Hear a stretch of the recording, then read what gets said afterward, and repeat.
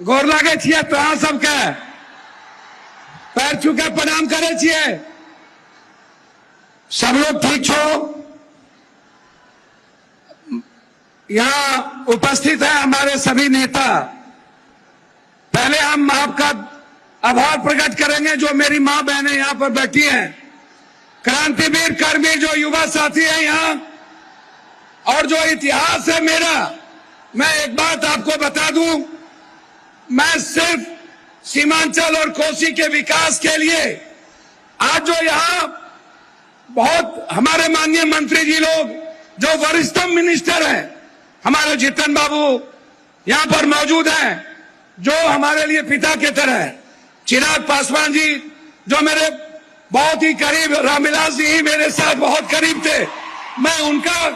मैं गिरिराज जी का, सभी लोगों का, माननीय सांसद, माननीय बिहार सरकार के मंत्री, माननीय विधायक और माननीय विधान पार्षद, और यहाँ उपस्थित इस सीमांचल और कोसी की आवाज, एक जिन्होंने संघर्ष किया, जिन्होंने जिद था, जिनके भीतर जुनून था एक परिवर्तन का, और वो संकल्प लिया गया था। आज वो संकल्प की जीत है, सीमांचल की जनता की जीत है, कोसी की जनता की जीत है। और उसके लिए हम आदरणीय एक ऐसे प्रधानमंत्री जी, एक ऐसे ईमानदार मुख्यमंत्री जी, माननीय नीतीश कुमार जी, माननीय प्रधानमंत्री जी का मैं स्वागत करता हूं। मैं धन्यवाद देता हूं दिल के गहराइयों से कि आपने हमारे सपनों में साथ दिया, आप हमारे उम्मीद के साथ खड़े हुए और आप हमारे विश्वास की ताकत बने। आपका अभिवादन, आपका अभिनंदन। जब जब विकास में आप सहयोग करेंगे, पप्पू यादव विकास में आपके साथ खड़ा होगा, ये मैं आपको वादा करता हूं। मैं सिर्फ 4 बात कहना चाहूंगा। एक, माननीय दिलीप बाबू, आप नायक हैं, आप नेतृत्व कर रहे हैं, आप पर गर्व है हमें। मैं सिर्फ इतना कहना चाहूंगा, हम 5 चीज का डिमांड करना चाहेंगे। माननीय मंत्री और पूरा बिहार सरकार, पूरा भारत सरकार यहाँ पर मौजूद है। नित्यानंद बाबू से भी बहुत उम्मीद है, हमें अपेक्षा है कि नित्यानंद बाबू हमारी बात को सुनेंगे। एक आग्रह है कि आप कोसी सीमांचल जो बाढ़ से पीड़ित है, हार्ड डैम, हम बार बार हार्ड डैम का मांग उठाते हैं। आप इस कोसी सीमांचल के बाढ़ से मुक्ति के लिए हार्ड डैम पर, नित्यानंद बाबू आपकी ताकत है, आप होम मिनिस्टर हैं, हार्ड डैम कई बार आप बोल चुके हैं, हम हार्ड डैम आपसे डिमांड करेंगे। नित्यानंद जी और हमारे केंद्रीय मंत्री जी से आग्रह करेंगे कि हम चाहते कि हम सिर्फ विकास चाहते हैं।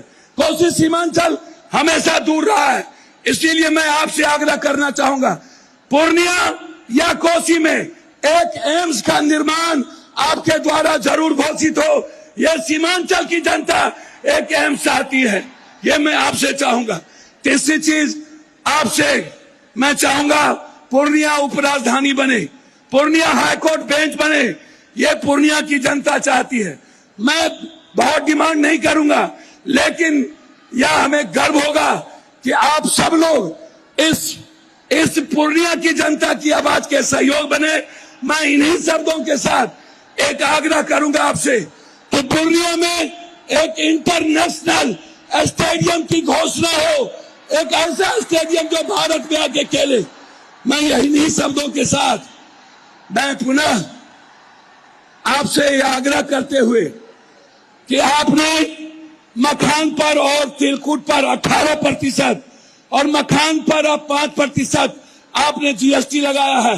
भीख मांगते हैं कि मखान जो मेरी ताकत है, आप कम से कम मखान पे 10 फैक्ट्री और मक्का जो हमारी जीवन की ताकत है उस पे 10 फैक्ट्री, मखान और तिलकुट पर आप जीएसटी खत्म कर दें। इन्हीं शब्दों के साथ आपका पुनः पूर्णिया के धरती पर अपने प्रधानमंत्री जी का एक सांसद होने के नाते, एक बेटे होने के नाते, मैंने राजनीति नहीं देखी, मैंने विकास देखा। नीतीश बाबू और प्रधानमंत्री जी का अभिवादन, उन्हें कोटि कोटि धन्यवाद। पूर्णिया की जनता की ओर से उनका अभिवादन, अभिनंदन, स्वागत। बहुत बहुत धन्यवाद। मैं आपको प्रणाम करता हूँ। बहुत बहुत